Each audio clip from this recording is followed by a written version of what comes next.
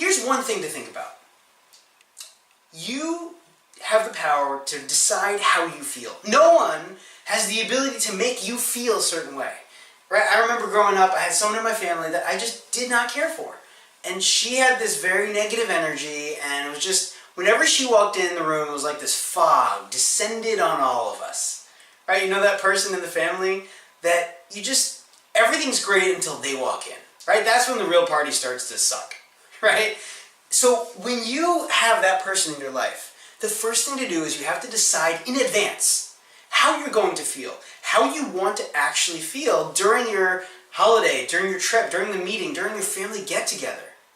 So that when that person walks in, you're prepared.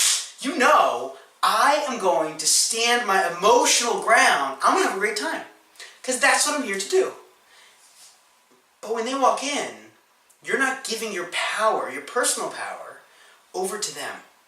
Because you've already decided, hey, hold on a second, so-and-so's walking in, I know how this works, I stay my ground. And so it's not a matter of who's at that meeting, who's in the family, who's visiting, that old boyfriend, girlfriend, teacher, mentor, boss, whatever it is that you're seeing, you're deciding in advance so you can stand your ground. Right? The military, they do this, they prepare, they train.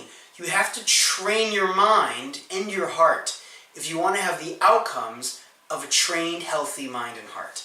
So that's just one thought. I want to share with you one more. So let's say you're seeing this person. You go, okay, but that's not easy. How do I connect with this person? Or better yet, how do I rewrite that memory? And the answer is, do you remember these things? Remember these? Right? CDs. The old thing that we used to enjoy, listening in the car, playing them at home. A CD is this beautiful piece of technology because just by going a little bit like this, you scratch the surface, and when you scratch the surface, what happens? What happens is whatever's written on it is no longer there.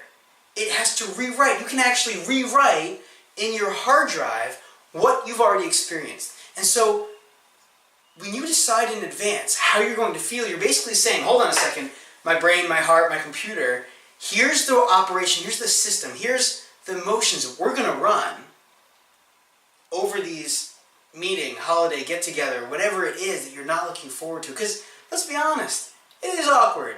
It is uncomfortable. It's not always so fun. But you know you got to do it. Keep in mind one thing. You only got to do it if you choose to do it. No one can force you to go. You still make that decision at the end of the day. So at least make the decision.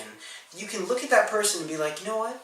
For me, that person was someone that I was able to say, hey, they bring companionship to the life of someone I really deeply care about. And so I can despise everything about them, feel like they're like the dark cloud in the world, or in my world, but I can see that they bring some light to someone else. That they do something for someone that I care about, and so therefore I can look at them through that lens, through that filter.